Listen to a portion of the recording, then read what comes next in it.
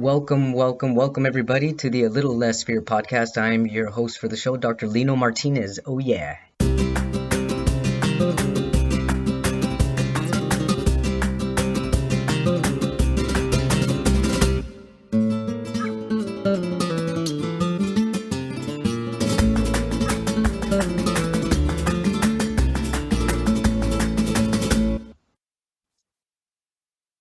Welcome back, everybody, to A Little Less Fear podcast. I'd like to introduce Jeff Buehner. Did I say your last name correct?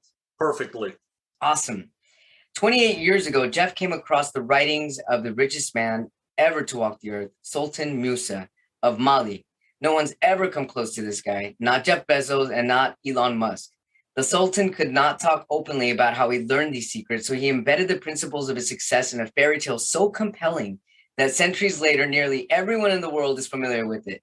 At the age of 12, Musa had a near-death experience in which he met a man made of light who taught him how the world works, how creation works. Contained in his writings is something called the language of the gods. When you speak this language, the world obeys your commands. As Jeff just dabbled in speaking this language, some very strange coincidences occurred. Jeff, welcome to A Little Less Fear podcast. I'm super duper interested to know what are these strange coincidences that occurred and what brought you to this journey? Well, thanks for having me. First of all, I love the name of your podcast, A Little Less Fear. Thank you. We're going to jump into that. Fear comes from a lack of control or feeling like you can't control your circumstances. And that's exactly the situation I was in at 33. Oh, wow. And I could go into why. I had all these subconscious beliefs about what was an honorable way to make a living and, all these other beliefs. And that was keeping me trapped in this manual labor world. I was a concrete contractor. I was that guy that, Lino, you don't even want to get to know this guy. You see him in his old pickup truck with a wheelbarrow in the back, surly, kind of unhappy, cross.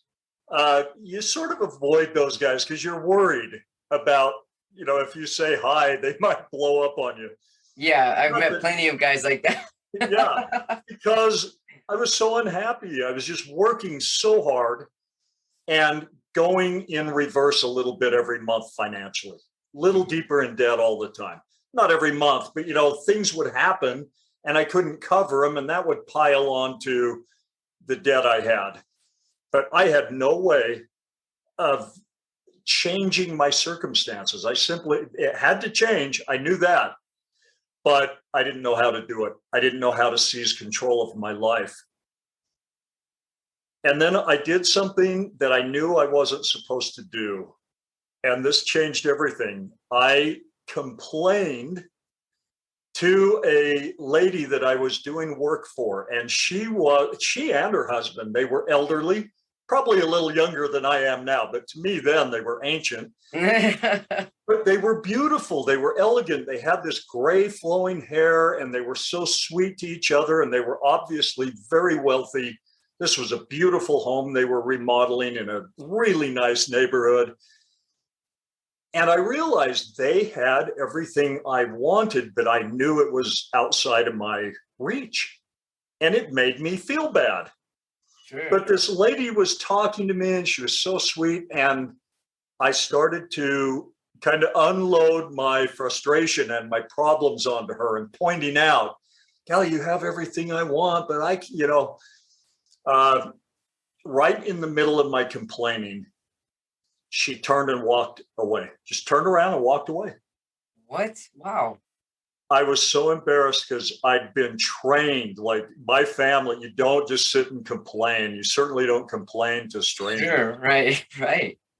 And, but a few minutes later, she came back and placed a manuscript in my hands.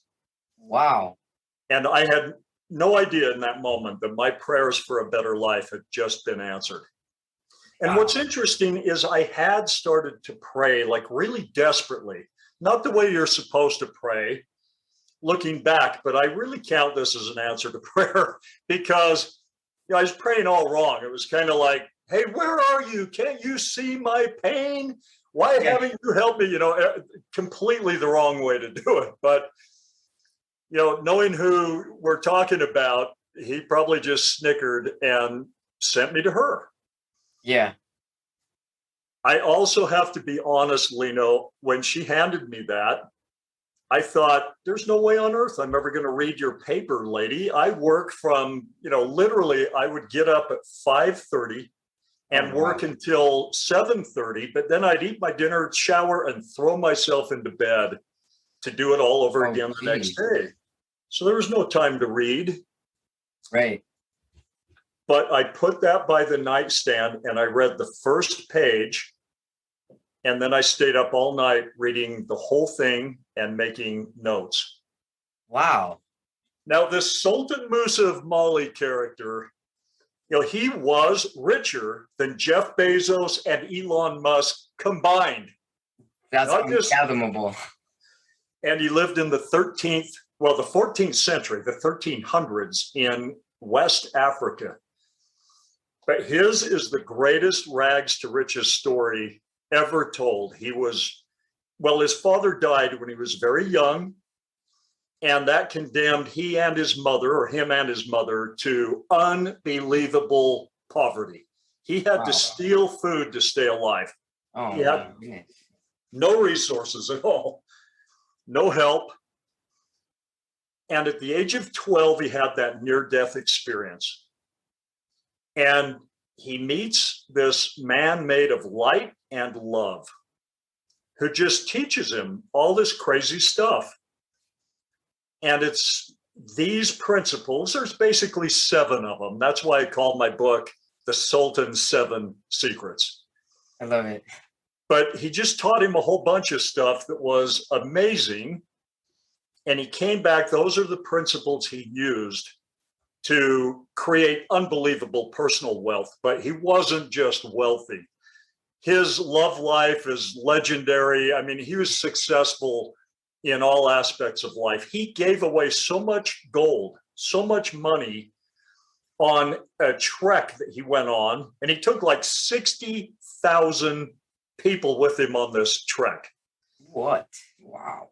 And as people would run out to meet the caravan, he would hand out gold.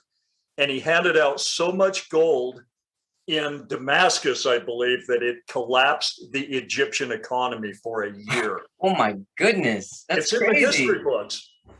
So this guy he was unbelievable. But he, like you, he fell in love with the man made of light. He just wanted to be like him, serve him. He loved all the things he learned. And he wanted to teach what he knew to everybody. But he couldn't. He had to be careful. So he back then.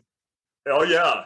I mean, think about it. You come out and say, hey, I died yesterday, but then back to life. And I met God, and he out, you'd be dead in an hour.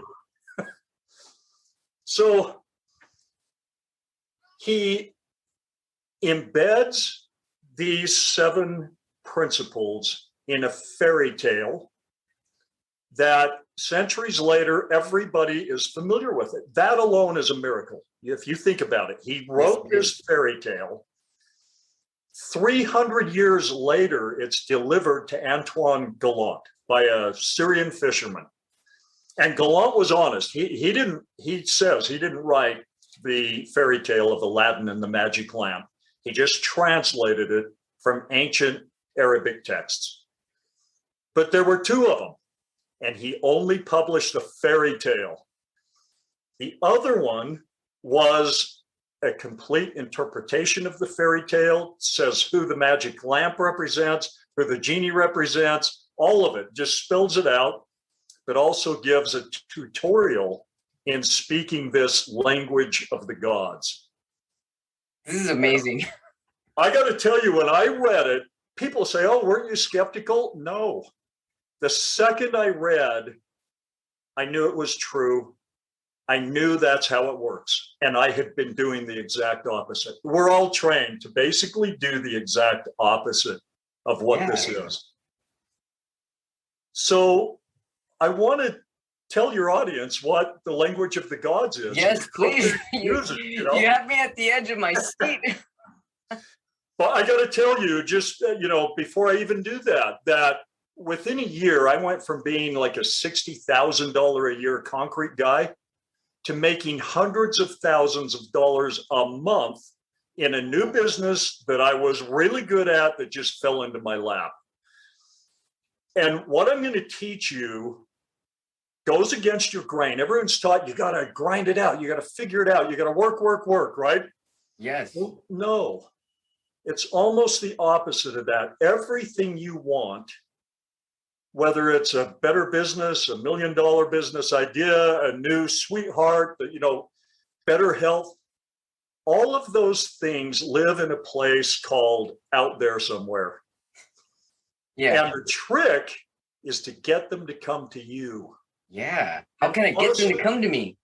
Yeah, the harder you try to figure it out, you kind of push it away. And I'll explain exactly why that works here in a minute. So if you think about the fairy tale, which he wrote as a metaphor for his own life to preserve his life, because he taught these principles to everybody. I mean, he was always teaching them. But if he got called on it, he could say, hey, relax, man. It's just a story. It's just a fairy tale. Chill. Right. But he used that to teach these principles. So here's the thing. Aladdin represents you, the conscious mind. The all-powerful genie who can get you anything you want represents what he called the veiled mind. It's the mechanism that steers and controls your life. But we are familiar with the subconscious mind, and we know that kind of controls our personality, stores our memories.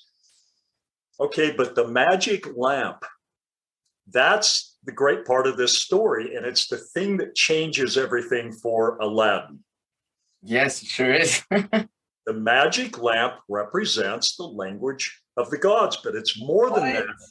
It's the understanding of how it all works. And when you understand how it works and speak this language to the mechanism that controls your life, it obeys it every time, all the time. It never doubts this language and it never ignores it.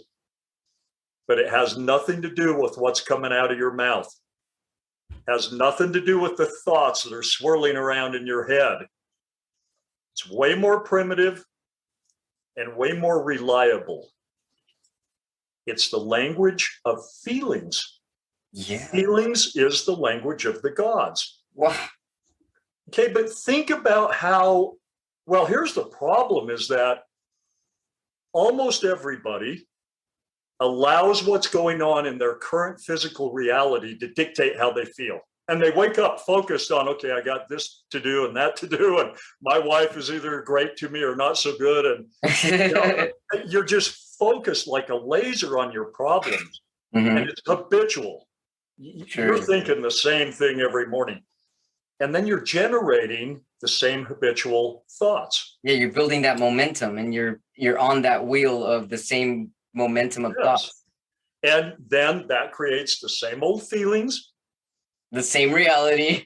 Your subconscious mind hears your feelings, believes them, and then keeps your life congruent with what it believes. But you're telling it what to believe. Yeah. So let me ask you, how are you feeling about your financial prospects and opportunities? How are you feeling about your health? How are you feeling about your physical fitness, your relationships, everything? Because how you're feeling is how it's going to be. And it's so easy to see in others. You just see people who, there's their problem, there's their attitude, their obvious way they feel about life. And it's like, oh, of course, you're getting the results that come from the way you feel, the way, because you act on your feelings.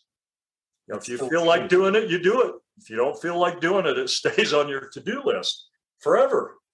Yeah. So it's so simple that it actually ticked me off a little bit when I realized, oh, It's as simple as that. To change any aspect of your life, stop feeling bad about it.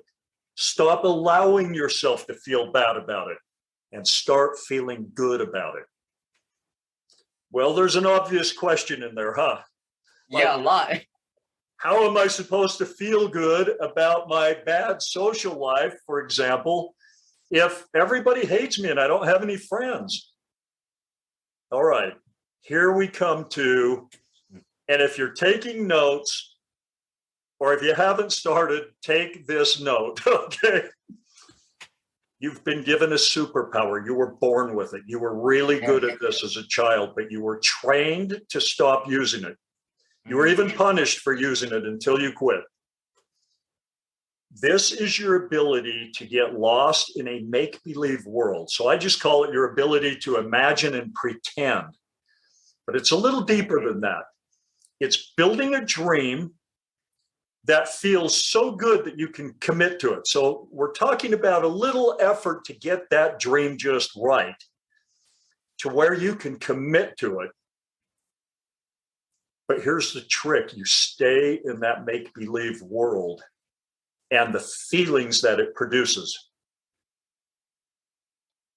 And your subconscious mind is listening to those feelings. It doesn't differentiate between feelings that are generated in your imagination. You do this all the time, by the way. I'll give you some examples if you want, but you do this. You create imaginary scenarios in your mind. Those generate certain feelings associated with that scenario. And that's how you feel. So you know, well, it's just an imaginary scenario. It's not even real. Mm-hmm. But what about the feelings you're generating? Yeah, those are real. Yeah. You better believe it. And your subconscious mind is listening. And every successful person, everybody does this. So you have like successful people out there, but they're only successful in one or two aspects of life. And then you find out that they're abject failures in these other aspects of life. And you're like, how can you do that? How can you not take the principles you use to be a great basketball player and have a great relationship with your kids, your wife? Okay, well, here's the thing. And we've all experienced, I know you have, times where things just fell into place and things were flowing and it's just working great. Oh, yeah. But then later you couldn't identify, what was I doing? What was it that made that work so well? But this manuscript codified all of that. It was in black and white. This is how it works. And you can use it for any aspect of life that you care about, especially any aspect of life you want to change. Oh, yeah. So the language of the gods is the second of the 7 principles. The fifth one will blow your mind, but I don't even have time to get into that here. And it's kind of complicated. You really need to learn 1 through 4 before you even hear about 5. Wow. But it's all the same stuff. It's just that when you understand the how and the why, how what you're doing is going to work, why it's changing things, then you have the motivation to do it and stay with it. And keep doing it. And keep doing it, because a lot of people read The Secret, and she has a part of the truth, exactly half of the truth. But then a lot of people, thought of the things they wanted and made them feel good, and then off the cliff they went because they didn't know why they were doing it. They didn't stay with it long enough to see results. But the real reason is real life is tapping them on the shoulder, saying, hey, focus on this problem you got. Hey, it's one thing to dream about being a millionaire, but bro, you got all this big stack of bills. How are you going to pay them? Yeah. And again, very quickly, real life is dictating their feelings. Sure. So the trick is to create feelings that match the life you want, regardless of what's going on in your physical realm. In fact, in defiance of it. And to do that, you've got to use your superpower, your ability to get lost in a make-believe world. Now, you've been taught not to do that. Get your head out of the clouds. Right. Reality check, bro. You're living in a fantasy world. Oh, yeah. Kids hear that all the time. Right. But that's where creation is. That's how you take control of your life and your future. Because think about this. If you, as an adult now, if you dust off your superpower, your ability to pretend, and you do it with the maturity of an adult, you do it with purpose and intent, you think it through, and you build these dreams that fit you, and you get lost in them, and they make you feel great. Well, you're still going through the motions of your physical reality, but you're doing it better. When you feel expectant and excited because you got these big dreams and you're all pumped up, you do better at everything, including tackling challenges. Absolutely. And the other thing you learn is to turn everything into a game. How so? Well, if you can pretend to be doing something else. I remember when I was a little kid and I had to pick weeds. I hated it because it was a punishment. So there was a double layer of hate it. I didn't like doing it, and I knew I was being punished. But I remember one time I'd seen a movie about a bomb squad in a big cruise ship.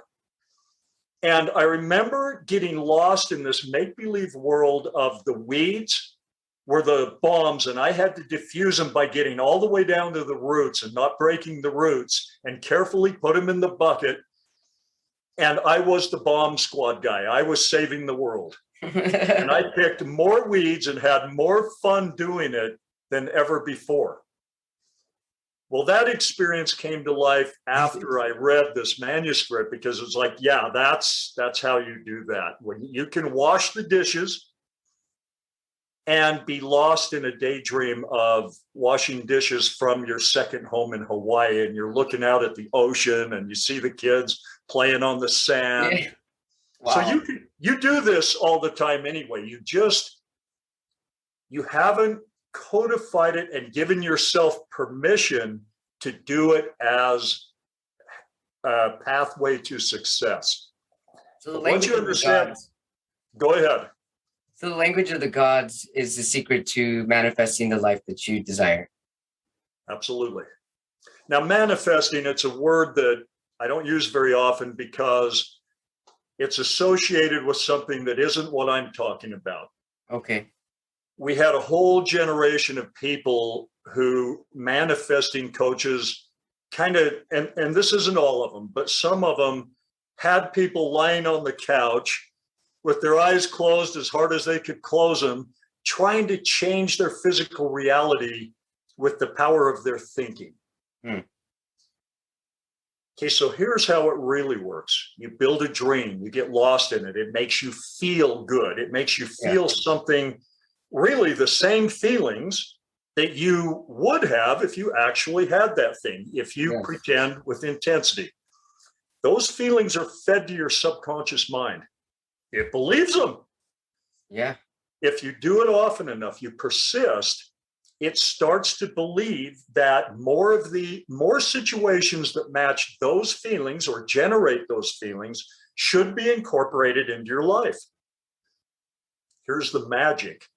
It goes out and creates those situations. It finds circumstances, people, interactions, videos, things that lead you like a bull with a ring in its nose, right where it believes you're supposed to be. Right. It's been doing that since you were a little kid, and nothing's changed. Subconscious beliefs are formed by an event that's accompanied with strong human emotion. That's how all your subconscious beliefs were formed. But that process hasn't changed a bit.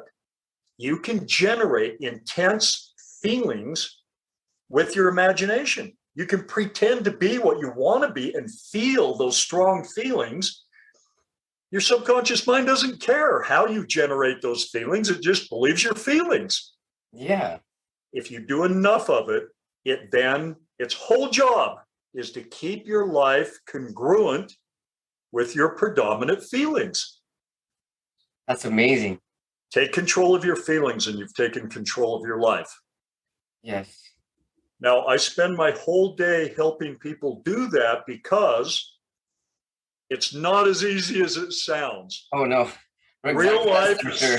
still right behind you. It's still going to tap you on the shoulder, and your subconscious mind is about congruency. So at first, you try to do this, and it will say, hey, Lino, that's not you. That's not the role you're playing. Help me, brother. We got to keep you congruent, Mm-hmm. But it has that job to do, but you're in charge. You own it, not the other way around.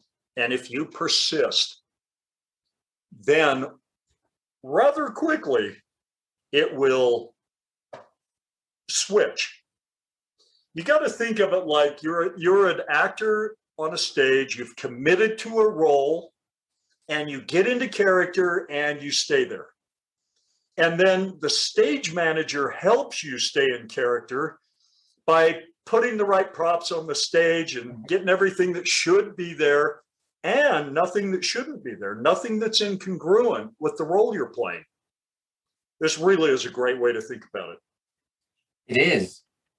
So let's say the stage is set for, I don't care, now I'm having a hard time thinking of something, but out of Africa. So there's out of Africa. It's all set up with zebras and,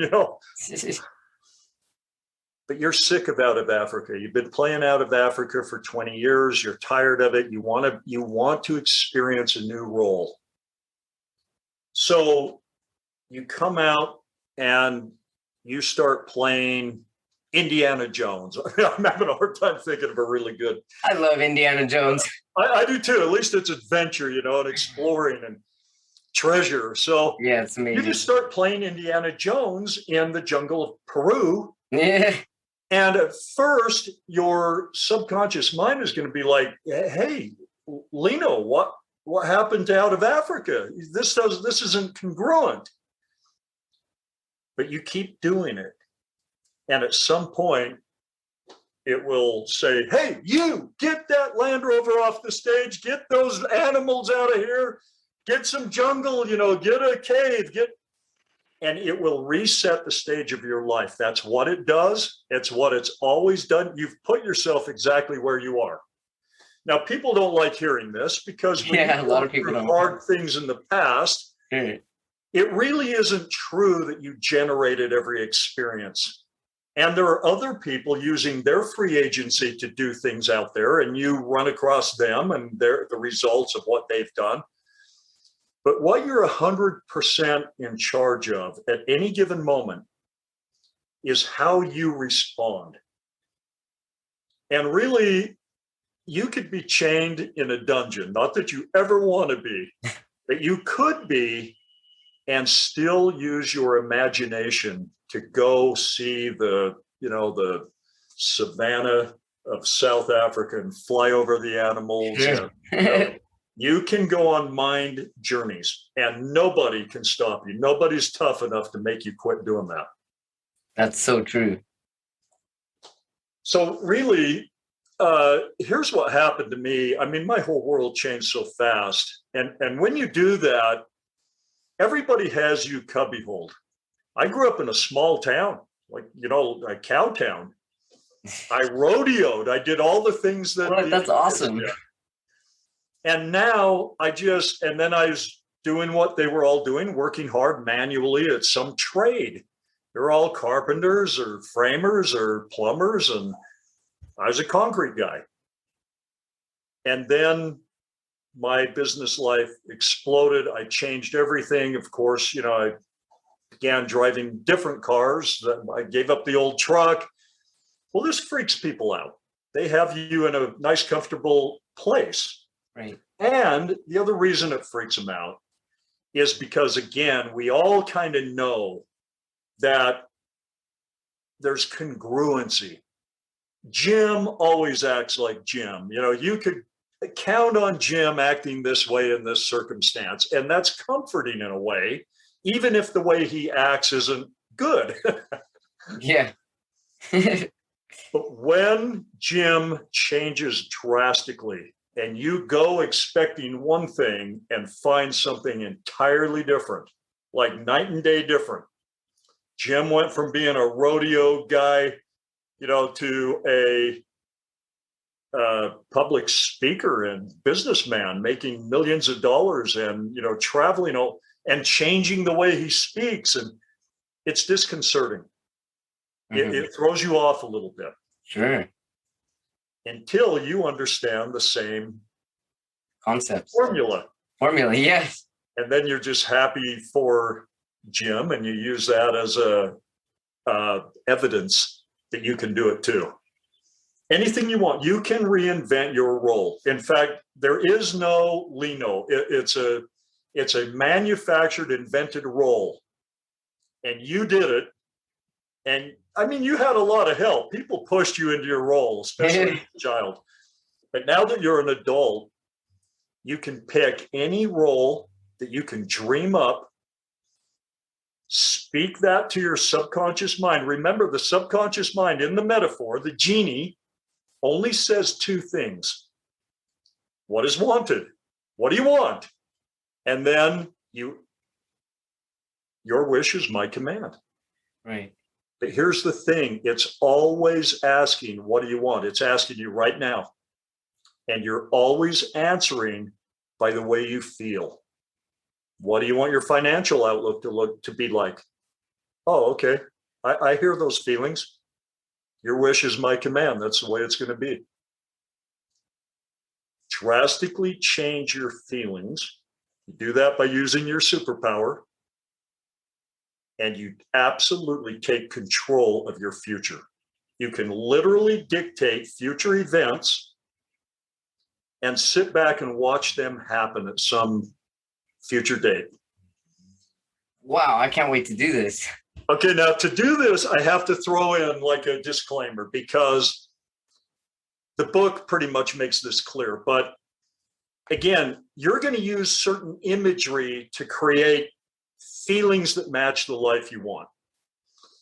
Now, your subconscious mind doesn't care what imagery you use. It's not listening to your thoughts. I mean, it's very much aware of everything you do, everything you say, everything you think, but it doesn't obey that. It's not programmed by that. It's programmed by the feelings. That's what its little ears are perked listening for.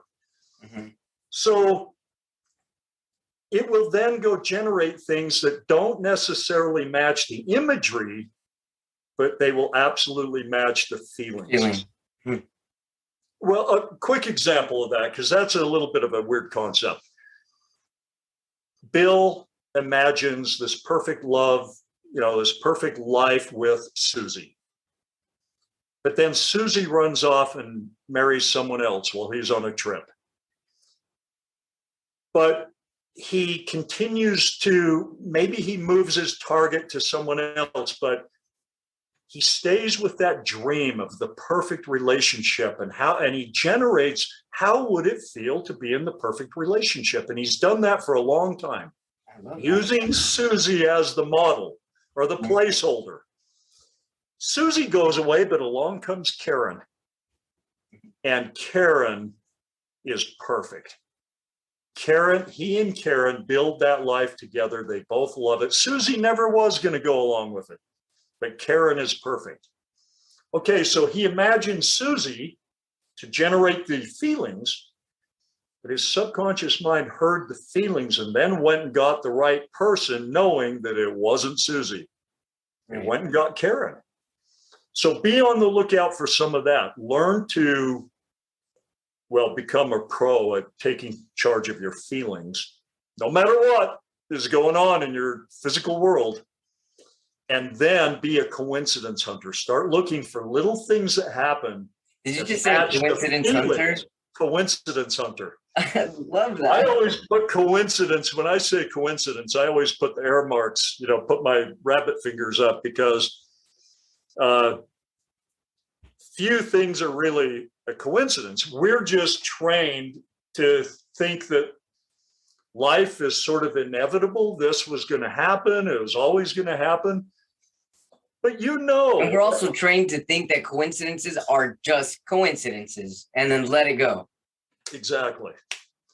But when you start generating very purposeful, intense feelings about using your superpower about any aspect of life, and then you notice, oh my gosh, well, I'm going to give you a good example. In the beginning, it took about 8 months for that new business to show up. And I tell this story because that did match the imagery pretty close. But at first, I was just getting lost in these daydreams that made me feel great while I'm finishing concrete. I'm just off in my mind doing what you got in trouble for doing as a little kid. I was just daydreaming like crazy.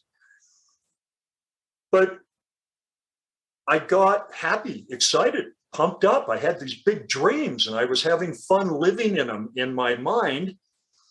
And the first thing I noticed is that people started treating me differently.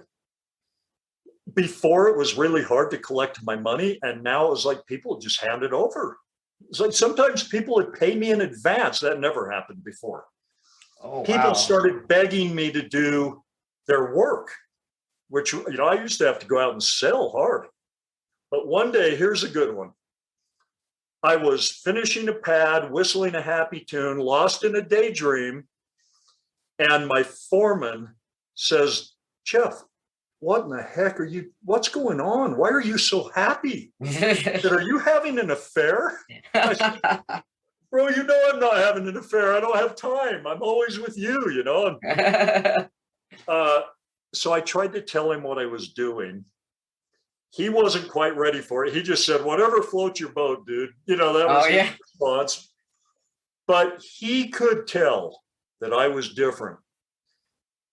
Concrete guys don't normally act like that. I was way too happy to be a concrete guy. I was interacting with people way differently, happier, more open, more compassionate and caring. And, that was weird to him. He's like, "Hey, Jeff, what's the best way to start having this incredible imagination come true?" Or I mean, and in order for you to start feeling these feelings, is it by meditating? Is it by doing a sport that you love? Is it by exercising, by going for a walk? Or is it all of the above? Is it by singing? Is it by playing the guitar? I mean, what's the best way to lose yourself in thought or dream your future reality?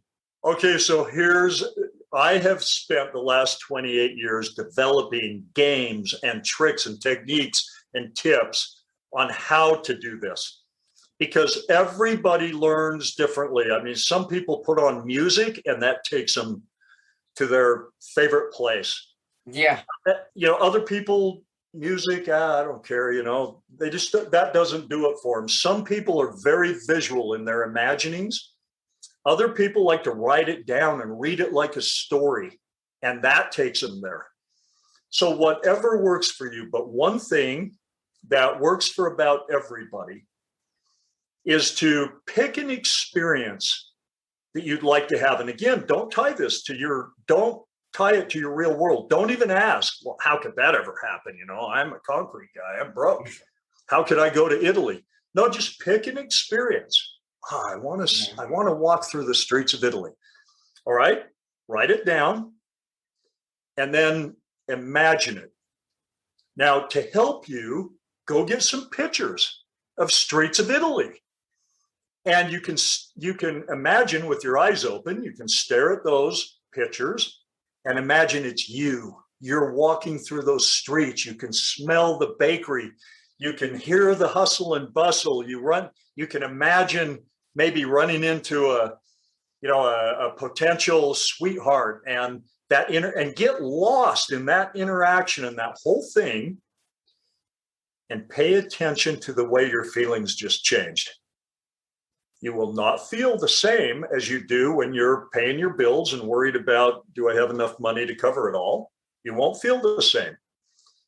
This is all about feelings and all about becoming very sensitive to how you're feeling and then changing them to match the life you want. So you say, well, I just want to think about going to Italy. I don't really necessarily need to go to Italy. Okay, fine. But what you're generating is feelings of being in a great place with great people and eating great food and just being happy. So your subconscious mind hears that. By the way, it's not a passionate entity. It's more like a computer. It can be programmed, and once programmed, it just carries out that program, and you can't stop it until you change the program. But this is how you change the program. You flood it, I mean, bury it in feelings that match the life you want. And then you'll see the evidence of this if you do it with some consistency. You will see little things start to change, and you'll be like, okay, yeah, that wasn't happening a month ago. No way, that's different. People are responding differently, or, oh my gosh, I did this for just 10 minutes yesterday, and then this video pops up that is like, no way, that's just too weird, right? You'll see a million of those, and they'll get bigger and bigger, and it will bolster your courage and your faith and confidence, and it just builds on itself. You'll do more and more and more. And so what's considered consistency for one particular thing? Let's go back to like Bill looking for his perfect wife, and how often, how consistent does Bill need to be to continuously think about the perfect wife until he can finally, I mean, I guess once he starts seeing the signs, once things start aligning up for him, you kind of just keep going until then? Or do you kind of just let it go sometimes and live your ordinary life? Is this an everyday thing? I mean, how often? Great question. So I'll just give you my experience. In the beginning, I would imagine for like 60 seconds. I'd build a daydream, get into it, feel it for about 60 seconds, and then I'd have to, let it go and just take care of my day. But the more I did that, for one thing, it's really fun to do. It feels really good. So it's not hard to do more and more and more. It's just you're not trained to do it. Right. So pretty quickly, I got to where I set aside time. I even got to where I set aside at least 1 hour in the morning. You don't really need to I would go get comfortable in a chair or even the bathtub and get out my dream sheets and get lost in these dreams, and then change them and write new things down and make them bigger, expand them. And I called that my imagination therapy time. But what happened is over time, I didn't have to go sit down to do that. I'd do it while I was driving or sitting in the bathroom or washing dishes or walking through the store. But very quickly, as you get lost in this, I'd call it a hobby. That kind of sounds weird, but it really is. It's a new hobby. It's a new way of doing things. And then coincidence hunting is part of it. And it's just a fun thing to do. It is. And it got to the point where I was doing it all day long. I remember teaching this to a guy who said, I just taught him the basics. And then he came back our next session. He said, I set aside half an hour just before I go to bed to do my imagination therapy. And he said, Jeff, that is the best half hour of my day.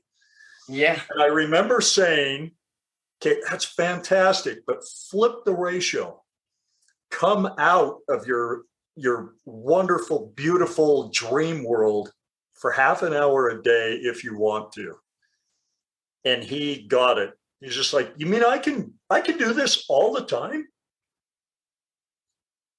Yeah, you are anyway. And I say that by think about when you're driving down the road. I mean, are you really focused on everything that's going on the road? Or have you ever had the experience where you're like 3 miles down the road and you realize, oh my gosh, how did I get here? Or I missed my turn 3 miles ago. Yeah, I've been lost in a daydream. Yep. But it may not have been a purposeful, well thought out daydream based on how you want your life to be. But you still do it all the time. I mean, what do you do when you have an argument? You replay that thing in your head, make believe, you say different things, you do it for half an hour, it's the same thing. I'm just talking about using that tool in a very purposeful way. And you can seize control of your life. And fear disappears because remember at the very beginning, we said fear exists because you don't feel like you have control of the situation. So true. Well, because the spirit realm, the dream realm, absolutely controls the physical realm over time, as soon as you seize control of your spirit realm, what thoughts and scenarios you're entertaining in your mind, and you're very sensitive, you understand how it makes you feel, and you're careful about how you feel, you've seized control of your life, because those feelings will get fed to your subconscious mind, who every single time believes them. Every time wants your needs to have your life be congruent with your predominant feelings. That's its job, and it's good at it. It doesn't screw up. And then you're in this hobby where you're doing it and it's fun right now. You're having a great life right now. Yeah. But then over time, you start seeing the physical world start matching up a little more with the spirit realm. And by the way, that's in the book. That's one of the secrets, is you have a spirit body and a physical body. Yes. And the only evidence I'll give of this is death. What happens at death? Now, I popped out of my body when I was 18 in a rodeo. I died at that rodeo. No way. Yeah, I got stomped. Wow. and I came out of my physical body. What?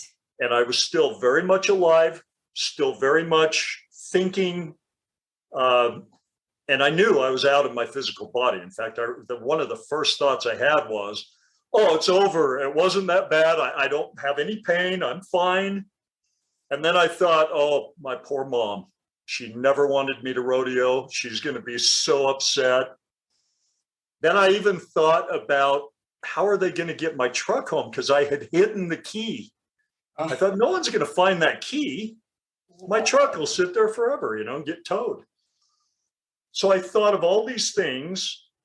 And then I thought, aren't I supposed to see a light or something? Aren't I supposed to go somewhere, either up or down? I wasn't sure where I was going, but I thought I should go somewhere. Mm-hmm. And then I popped back in my body because I wasn't injured as badly as I thought I was going to be. But that's another interesting thing, is the second I believed that I was going to be, my chest was going to be crushed by that hoof against the ground, I popped out. And it was the most natural thing in the world. It's like, oh, yeah, I've known how to do that for eternity. Wow, that's incredible, Jeff. So it was easy for me to understand that spiritual side, that you have a spirit body. I knew I was still me, just without the physical embodiment. Right. Anyway, Musa talks about that. That's one of the first things that the man-made of light teaches him. But just as your spirit body controls and animates your physical body, that's going on with your whole world. It's a spiritual construct with a physical embodiment, and you can absolutely take control of the spirit side of it by what you entertain in your mind and how you feel. And then you've taken control of the other side, which is exactly opposite. So it takes a little effort at first. It takes some training, but it is the funnest training ever. It's just a fun hobby, a fun way to live. Well, Jeff, I can't wait to try it all. And we're definitely going to keep in touch. I don't even want this interview to end, because I'm already imagining. Jeff, so your book is called The Sultan 7 Secrets? Right. I wrote that book so I can get the message out, so I can retire. I tried to retire a couple of years ago and got a strong feeling that I couldn't just go off in the sunset, having had a really magical life, without sharing this with a lot more people, like millions of people. So I wrote the book. I've got it. Anybody can download it today, the digital copy. Wow, really? And you can be speaking the language of the gods tonight and all day tomorrow. It's an easy read. It's easy to understand these concepts. It goes against your training, but it's not hard stuff. In fact, it'll be a relief to you. When you read it, you'll be like, oh, okay, all right. So I don't have to figure out every little thing. But download the book at Sultan's 7, the number, Secrets. So Sultan's has an S at the beginning and an S at the end, Sultan's, then the number 7, Secrets, S at the beginning, S at the end, .com. And you can download the book. Well, I'm doing that tonight. Right when we get off this, actually. The book is free. There's a $2 maintenance fee because I'm trying not to lose too much money giving it away for free. Sure, sure. So $2, it covers all of the, then that site stands on its own. And so $2, you can download it. And I want everyone to have it. I feel the same way toward getting this message out that Musa felt. It's like when you've been given this, because I went from hell as a concrete guy, from that into heaven once I understood these concepts. And that's how Musa felt. He's a poor little street urchin who then had this priceless interaction and secret in his heart, this knowledge, and he had to share it.